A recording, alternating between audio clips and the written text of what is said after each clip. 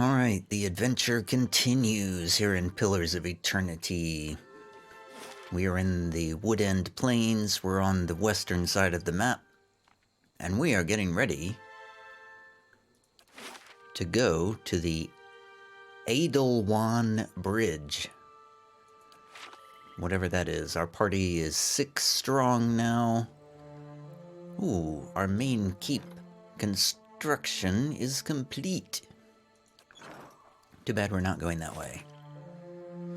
To the 801 Bridge we go. It will take 4 hours to complete this journey.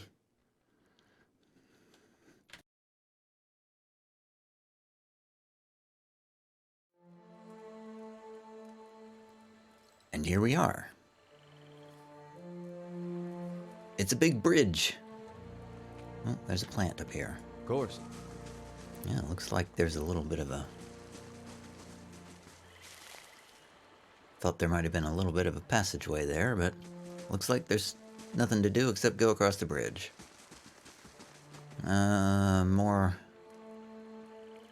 You know, I'm getting tired of reading these gold-plated NPCs that are basically just flavor text. They're just sort of Easter eggs for the Kickstarter backers, as far as I can tell. They have no actual purpose in the game. But I guess I'll read another one. You see a lavishly decorated room, walls hung with tapestries, ornate oil lamps creating a warm, relaxing atmosphere. There are several overstuffed couches covered with silk pillows and an elegant table in the middle of the floor. This woman is seated at the table, sitting across from another woman. They are both well dressed, their style befitting the room they're in. The other woman's hair is blonde, in stark contrast to this woman's black, and is swept up on her head in a dramatic style. The women speak in an easy, free tone, obviously familiar with one another. Though they each seem to be comfortable in the other's company, a strange nervousness surrounds the blonde woman's actions. She occasionally betrays herself with a little giggle or stammer, hitching over an easy word as she speaks. Her demeanor swings from friendly to shy and back again with no warning. The woman leans back a little in her chair, stretching lightly. As she finishes her stretch, she gently lays her hand next to the other woman's hand, letting their fingers suddenly intertwine. Ugh, it's getting so racy, I have to cough.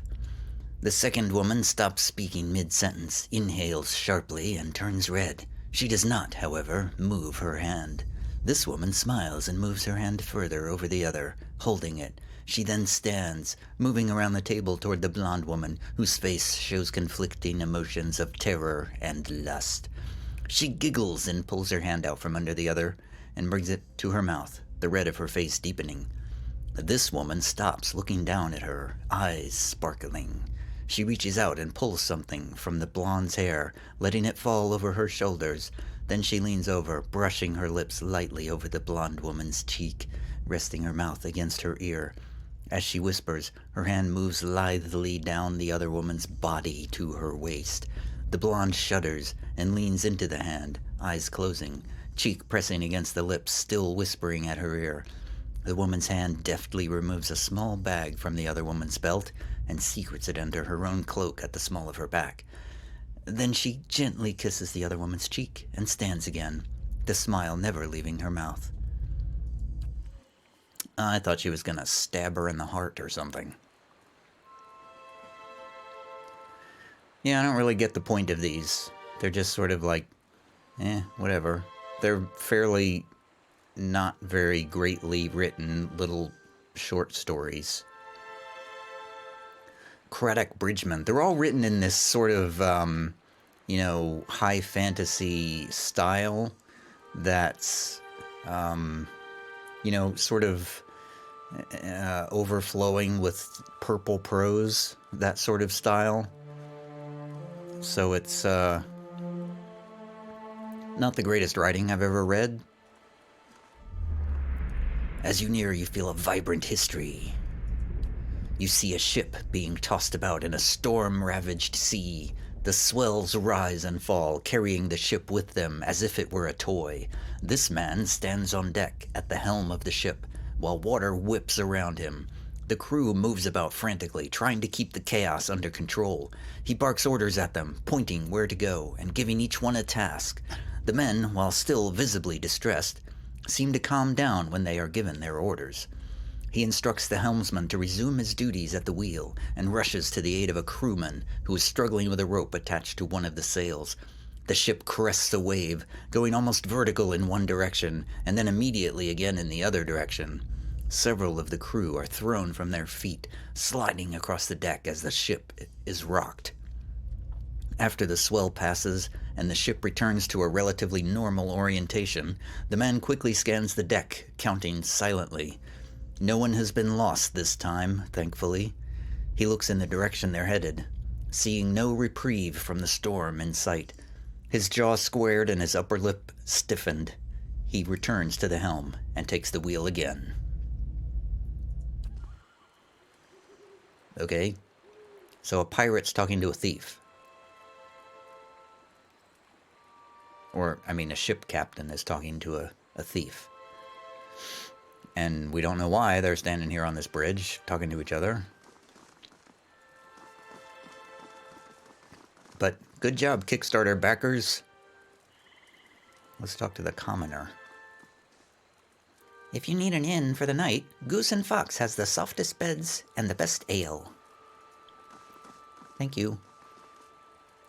Are you... Hey, it's another Kickstarter backer NPC. Zoran Zenius Kavik. As you near, you feel a vibrant history. You see a flurry of matted white hair and an incandescent freeze-fire staff before you. Before you see the man, cold and wild, he chews a wizened apple slowly. He chews a wizened apple? What? What is a wizened apple? Okay, that's going over the line of the purple prose there. A wizened apple. You don't need an adjective to describe an apple. A wizened apple. I can't believe I just read that. He chews a wizened apple slowly. The apple is wise in years and wrinkled as a wizened old man.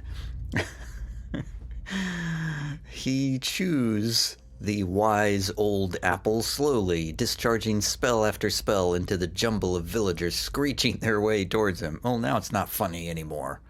Cold flame vents from his nose and apple seeds shoot out the side of his mouth as he saunters forward, ignoring arrows and curses alike. A deliberative twist of his staff and a bullet of force glides through the torso of another assailant, and another. A roar blisters his throat as he launches himself into their midst, tearing into their essence with his staff. A pleading hand reaches toward him and quickly falls, ignored. Silence takes hold as the tattered man gathers his prize, a basket of fresh pears. He hums as he eats. A roar blisters his throat, tearing into their essence. Oh man, this one is particularly amusing for some reason. Are there more? I don't want to read anymore. I've had enough of reading these things. I'm sorry, but I'm not reading any more Kickstarter backer NPCs. I'm not doing it anymore. Welcome to Defiance Bay, but watch yourself in our city, understand? Good day to you. What can I do for you? What can you tell me about Defiance Bay? Sorry, but I don't have time right now, but it sounds like that dozens crackpot Rowan is stirring up trouble again. He jerks his head at the gate. He'd be all too happy to give you a rundown of the city, liberally flavored with dozens propaganda, of course. You seem to be on edge. What's the problem? Thousands of 'em, truth be told. We've got refugees coming in from all parts, under some misguided notion that things are actually better here, that the legacy somehow passed us over. So they show up with no prospects and little money, and just end up making a worse mess of things. He looks you up and down. No offense. I'm looking for the Temple of Wodiga. He scratches his beard. Not sure why you'd want to go there. He shrugs. It's in First Fires if you really want to see it. Okay, thank you. Goodbye. He grunts. And good luck to you. Oh, okay. Well, we've already found the place. I've asked around and learned that the temple can be found in a district called First Fires. I've asked around. I've asked the first person I saw. There's a justiciar. We defended Defiance Bay back in Duke Hadrit's day. Well, thank you for your service, sir. Was that it? This is the entire map. Wow. The bridge is just... It's a map with a bridge on it. Okay. Now we're going into Copperlane.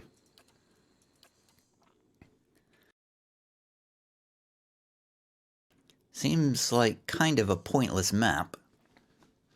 Not sure why we needed to have a map that has nothing but a bridge on it, unless sometime in the future the bridge is going to collapse or something.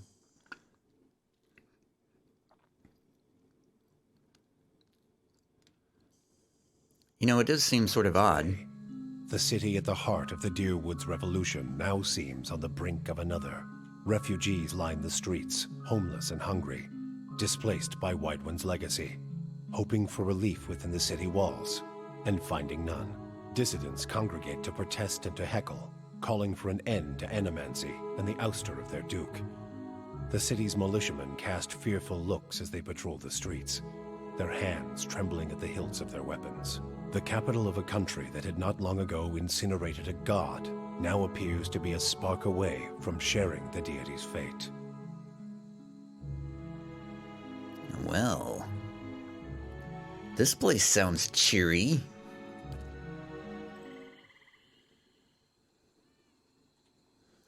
Hello everyone, we're here in the city now.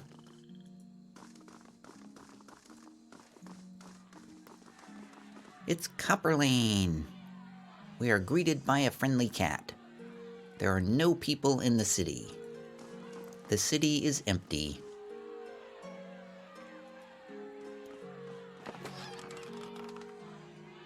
You know, it seems sort of odd to me that the only entrance to this city is a bridge that had no defenses whatsoever. It wasn't a drawbridge, there weren't any gates. You know, an invading army could just walk into the city. Those walls surround the whole city? I guess so. Those animancers have brought divine wrath upon us all, and yet the Duke and his toadies and the Crucible Knights do nothing. Can we allow these atrocities to continue unchecked? No! Thank you. Down with animancy. Down with animancy. Wade One's legacy was one warning. Heritage Hill was another. Spread the word. Together we'll drive the blight of animancy from our city. Oh, spread the word by disappearing, apparently. Hey, Rowan, what's going on? Well met, friend. Hey, you sound like Sam Riegel. Rowan's arms are crossed, and his mouth is set in a grim frown as he watches the gathered protesters. He looks ready to fight. He sizes you up. New in town, eh? You've picked an interesting time to visit Defiance Bay. All these refugees fleeing the frontier and finding the legacies no better here. It's the animancers. Magrants scorch 'em, and they nest in this city like rats. You mark my word, though. Us dozens are gonna put a stop to it. Tell me about the dozens. He taps his chest. We're an organization of interested citizens who want to free Defiance Bay from the dangerous influence of animancers and the tyranny of the aristocrats who support them. We also consider ourselves a militia of sorts, seeing as the Crucible Knights are little more than a flock of preening nobles in training these days. Just like a militia, the dozens, except for the training, and the discipline, and the code of honor. His eyes gleam. And we're always looking to expand. The more people see things our way, the better for the state of the country. You have any interest in hearing more? Stop by Admeth's Den sometime. The Expedition Hall. Got a lot of free thinkers in there. Can set straight all the nonsense the nobles and the animancers want you to believe. Might even be some paid work there for motivated types. Oh, what are you doing out here? He gestures at the crowd, which buzzes with angry chatter. Trying to get folk to see reason. We're in the midst of a crisis, and instead of purging the nefarious forces from our city, the Duke is granting animancers dangerous liberties. What do you know about animancy, anyway? It's the study and manipulation of essence, which any sane person will tell you is the purview of the gods. The Adrians at least had the sense to outlaw it, which is the only good thing you can say about them. It's not like magic, chanting, or the soul readings that ciphers do. It's been around since ancient Engwithian times, which is why you'll see animancers tinkering with old Engwithian artifacts. Canna raises a fist to cough discreetly into it. Half-truths all, but he's an enthusiastic performer, I'll give him that. He shakes his head. Trouble is, the animancers got no idea what half those artifacts actually do. Not that they'll admit it. Our emphatic friend is correct about one thing, at least. What is he correct about? Aloth, are you going to finish that sentence, or are you just going to leave that hanging there? I guess you're just going to leave it hanging there. Anyway, I'd like to know more about Defiance Bay. This is the capital of the Free God damn it. The Free Palatinate of the Deerwood. We started out as the capital of an Adrian colony. God, I know I'm saying that word wrong. Aediran. I think it's Aediran? We started out as the capital of an Aediran colony, but we booted the Flaccid Scepter from these lands 150 years ago. The Flaccid Scepter? These days, we're a major port receiving trade and visitors from all over the world, but we, well, some of us anyway, strive to hold on to the pioneering spirit that earned us our freedom a century and a half ago. The city is divided into 5 districts: Copperlane, First Fires, Andra's Gift, Brackenbury, and Heritage Hill. He ticks off each on a calloused finger. Oh, wow, I can ask you about all 5 of those. Tell me about Copperlane. Well, this here is Copperlane. He taps a scuffed boot on the cobblestones. It's primarily a market district, but you've also got the Expedition Hall directly north of here, where you can join treks into the wilds. That's also where my fellow dozens, martyrs, and I tend to meet up with other concerned citizens. He points to a long, domed building west and north of your position. And that's the Hall of Revealed Mysteries. Eerie place, if you ask me. But they've got the biggest library in Deerwood. Biggest library. I said library instead of library. Kana laughs. Eerie indeed. It might be no less so if more kith stepped inside. Perhaps we ought to visit Drem and see just what mysteries are revealed. Oh, maybe later, Kana. Tell me about Brackenbury first. A noise of disgust rattles in his throat. The nobility that didn't sail back to Edir stayed there. Most of the families there trace their lineage back to old imperial times. Other than a lot of has-been nobility, you've got Hadrid House, where Lady Webb and her spies operate, and Brackenbury Sanitarium, the main cesspit of animancy in the city. He spits on the cobblestones. Oh, okay, well, I guess we'll try to avoid the center of animancy. We certainly wouldn't want to go there. Tell me about the First Fires. That's where the revolution started, hence the name. These days, it's overrun with politicians and panderers, but we'll take it back someday. That's where you'll find the Ducal Palace, the Valian Embassy, and Crucible Keep. He shakes his head. The Crucible Knights were the original freedom fighters in Defiance Bay, but now they're just strutting peacocks with their eyes on fancy titles and their heads up their asses. There's an old temple of Wodica there, too. We keep it real nice for her. He winks. Oh, so Brackenberry, that's where the temple is that I need to go to. I say quietly to myself. Tell me about Andra's gift. Got the name because it was a wetland that was drained back in the Imperial days. Now it's a seedy district populated by sailors, common folk, and more than a few thugs. But it's a fun place too, if you know where to look. He winks and elbows you. Look for a place called the Salty Mast when you're there. Other than that, it's mostly warehouses and abandoned homes. Okay, well tell me about Heritage Hill. He shivers. It used to be one of the more prestigious districts in the city. Heroes of the Revolution claimed plots up there, next to an ancient Egwithan tower and the city cemetery. Had the best views in Defiance Bay. Attracts richer types these days. Lot of animancy patrons. He spits. He glances at the crowd and lowers his voice. You wouldn't have heard, but something happened over there a couple months ago. The authorities sealed it off, and they're keeping their mouths shut. But mark my words, animancy's to blame. Okay. Well, I guess that's all I need to say. That's all I need to hear from you, Mr. Rowan. Thanks for your help. Farewell. Thanks for giving us the entire life history of everything in this place. I've already forgotten which district I need to go to. He just told me which one, and I can't remember. Oh, I already knew it was in the first fires. I already knew it was there, so I didn't learn anything by talking to that guy. Just a whole bunch of flavor text. I saw an Animancer's experiment make a little girl kill herself.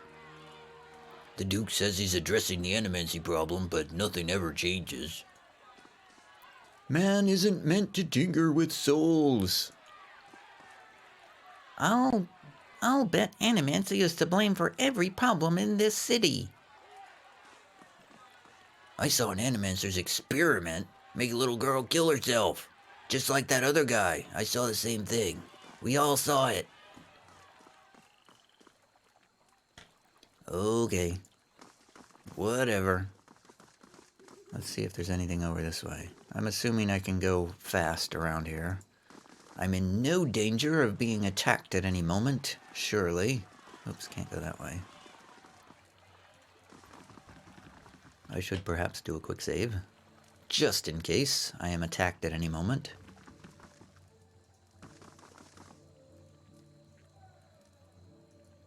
The Goose and the Fox. Hey, that's the place we were told to stay.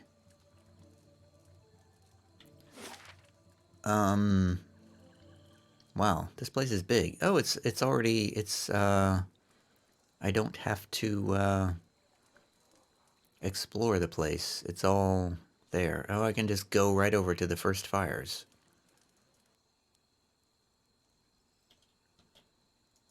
I mean, we might as well just go there.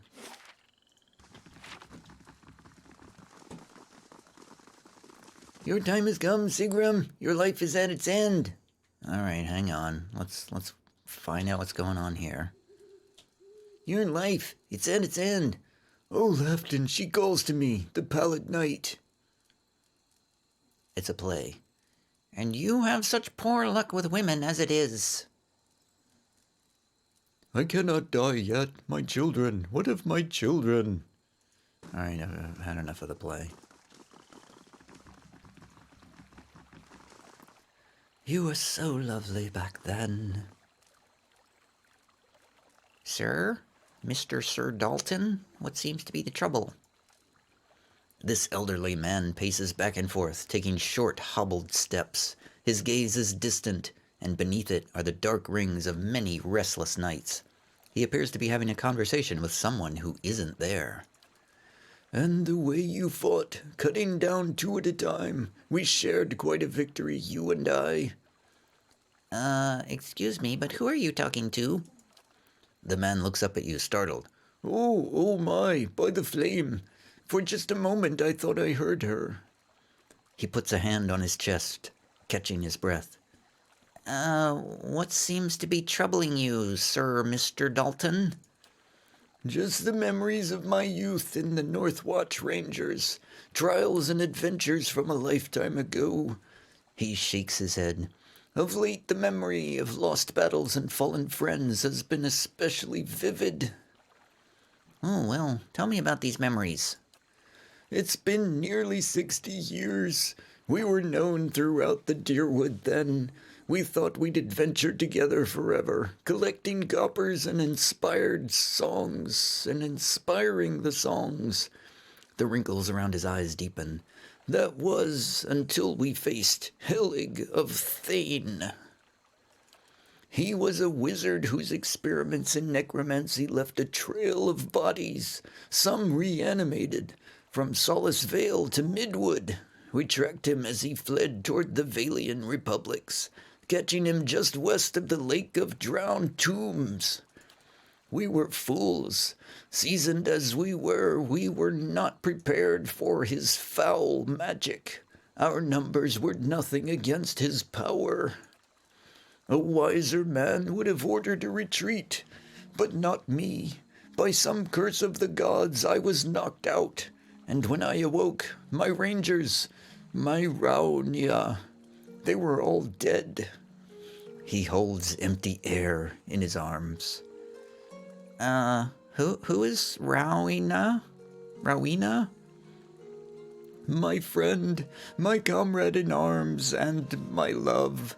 We'd planned to adventure together until we grew old enough to settle down and enjoy our fortunes. Young as we were, we couldn't imagine anything would tear us apart.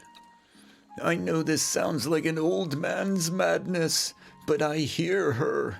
A voice just over my shoulder, calling to me in my dreams. At night, I see her wandering the catacombs beneath the city, trying to escape. Foolish as it sounds, I can't shake the idea that she's somehow down there, waiting for me. I've even ventured below, though it damn near cost me my life. He hesitates. Were I half the warrior I was in my youth, I'd search every grave and rat hole. As it is, I'm stuck with this feeble body and the agonizing notion that my love is somehow down there, beyond my help. You want me to chase a... Excuse me. Sorry to cough in your face, old man. You want me to chase a dream? It's more than that. I know it.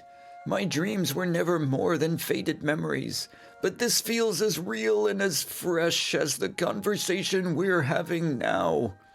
If it's payment you're concerned about, I still have plenty of weapons from my old adventuring days. They're well made, and they'll serve you on the battlefield or at a merchant stall, as you choose.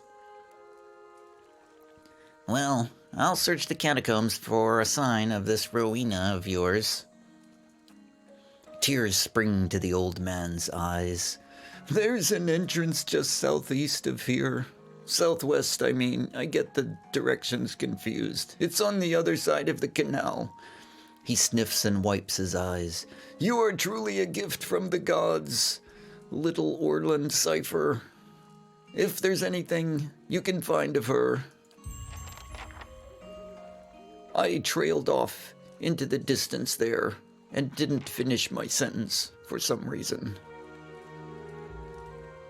Well, we have a quest. We have a quest to find Rowena.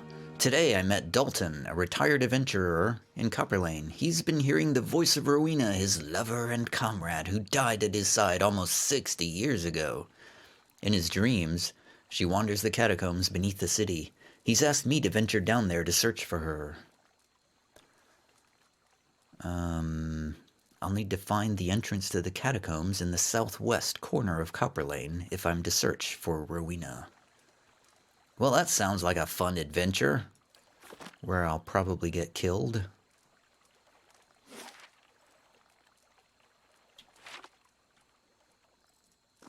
You were strategically placed there, Mr. whatever your name was, Dalton.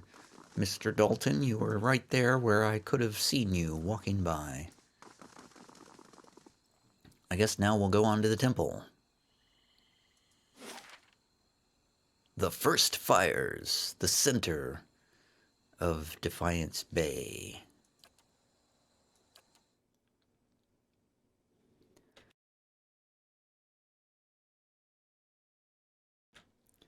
I'm not sure I like big city locations in these sorts of RPGs. It's kind of a cliche to have, you know, wilderness and cities. There's the Ducal Palace. There's Crucible Keep. There's the Temple of Wodica. That's where we're going. And I have completely forgotten why we're going there. Man, this city is completely empty of people, apparently.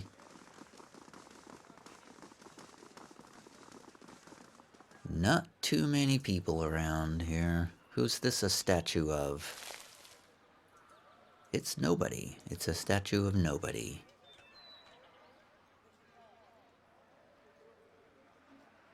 Let's open the journal and see if we can figure out why we're going to this temple.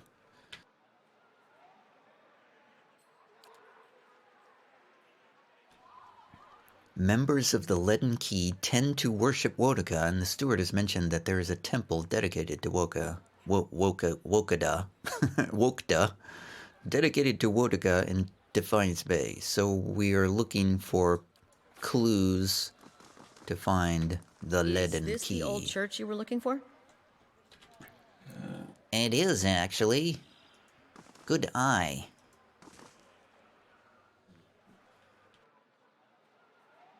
It's a ghost. Praise to the exiled queen. May her crown be restored and her justice prevail. Come to pay your respects to the queen that was.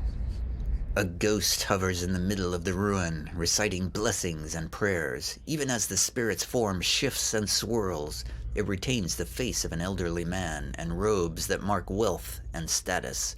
It turns to you. Who are you? Lord Ardwellen Rugford III, and pleased to make your acquaintance.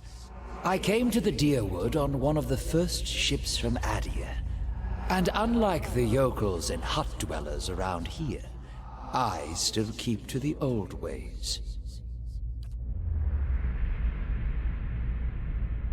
It's truly a pity to see what the locals have done to Wodica's house of worship. I was told I'd find the Temple of Wodica here. And so you did. These savage colonists may have burned it down, but worship of the Oathbinder is alive and well. These stairs lead to the main sanctum. What stairs? These stairs, of course. The sanctum was always below ground, adjacent to the catacombs, so it wasn't destroyed by the fires. Tell me where I'd find an entrance to these catacombs.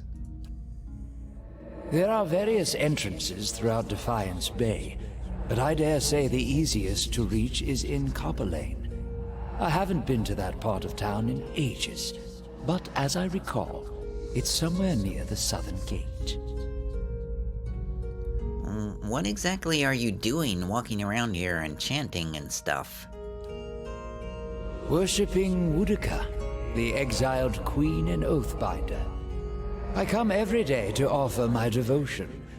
I'd love nothing more than to book passage back to Adia, but it is my emperor's wish that I serve in these barbaric lands.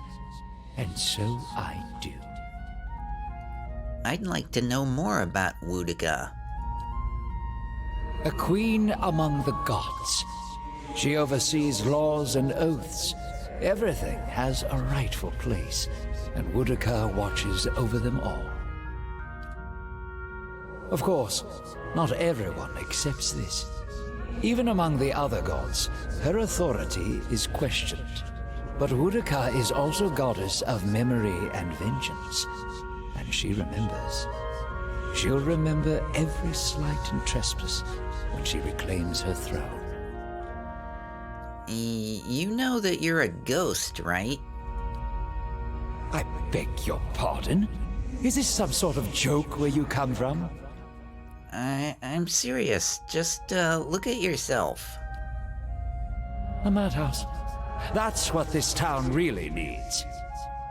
Okay, goodbye. Sagani draws up next to you. Are you alright? It looked almost like you'd lost your footing for a minute. It happens from time to time. It's fine. She watches you quietly. You really are a watcher, aren't you? Once in a great many generations, one of my people is born with the ability to speak to souls. Usually such individuals become elders, or a lone set of tracks in the snow. She cocks her head. I would have thought my journey would be easier if I could see what you see.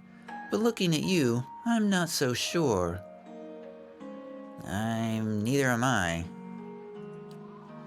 Believe it or not, I once would have rejoiced to know I'd be picked to travel far in search of something great. But even these gifts come with a cost, don't they? Forgive me if I was a little skeptical of your abilities before. I can't say I've met a real watcher before. Oh, don't worry about him. He just likes doing that from time to time. Seems to cheer him up, so I just let him. Once you've seen it a few times, the shock wears off. Every time he goes a little strange in the face, I try and see if I can hear anything. Kana grins. It hasn't worked so far. See if you can get him to tell you what the spirits said. Praise to the exile queen, etc., etc., etc. Whew, Durance doesn't say very much. Why doesn't he ever talk? I'm glad he doesn't, because his voice is hard.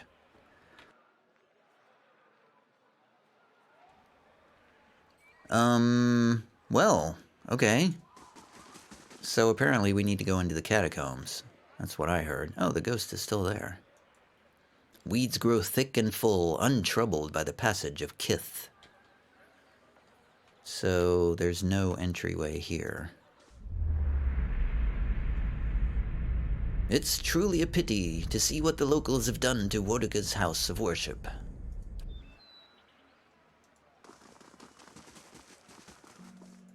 So what have we learned? We need to find a way into the Temple of Wodika. The Temple of Wodika is in ruins, above ground at least. A half-buried staircase indicates there is more to the temple below ground. Although the staircase is inaccessible to me, it's possible that there's another way in. The old spirit haunting the temple told me that an alternate entrance is through the catacombs. He said it should be near the southern gate of the Copperlane district. Well, I passed right through there before. So I guess, all roads are leading to the catacombs.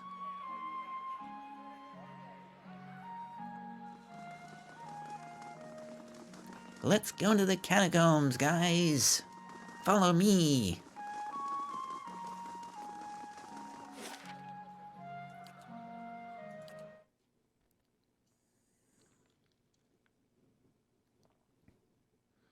It'll be fun to crawl around in the dark, fighting monsters.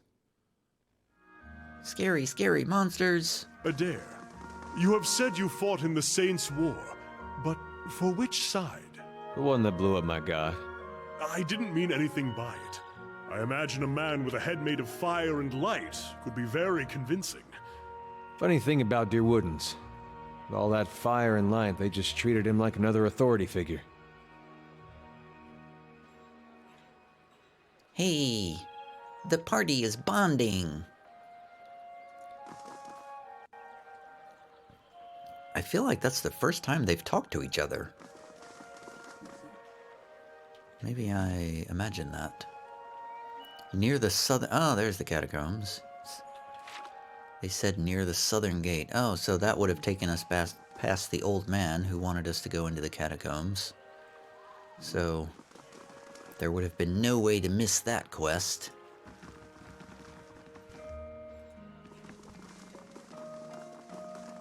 here are the catacombs. Oh, there's a fellow here. Hello, fellow. Smoking over here in the corner. Smoking's bad for you, Skinflint. Oh, he's another Kickstarter NPC. You see an older dwarf counting coins behind a grimy shop window, hair limp with grease and sweat, a sneer playing across the edges of his pinched mouth. The bargains of the day lie scattered across the table, from tarnished, tawdry jewelry to an acid-encrusted dagger lying precariously near the edge. His half-nose twitches in anticipation as a customer enters, a disheveled young noble, once white doublet stained with a life gone wrong. Eyes dart behind him, searching for pursuit, before he dumps the contents of his Hessian bag on the table. The dwarf leans forward, fingers flicking through the silverware and assorted goblets. He shakes his head emphatically, sneer fully settled, shoving the items back at the man. The man pleads, begs, eyes rolling panicked in their sockets, asking for something, anything, a few silvers. The dwarf leers and tosses 3 copper pans on the table. Desperate, the young noble tears a signet ring from his finger, to the dwarf's ill-concealed delight. A few more coins go into the pile, and the defeated man, swearing stitches under his breath, exits the shop. The venerable dwarf grins at his good fortune, picking food out of his 2 sharp teeth as he examines his haul. Swearing stitches under his breath. What the hell does that mean? This is another beauty of a purple prose paragraph here.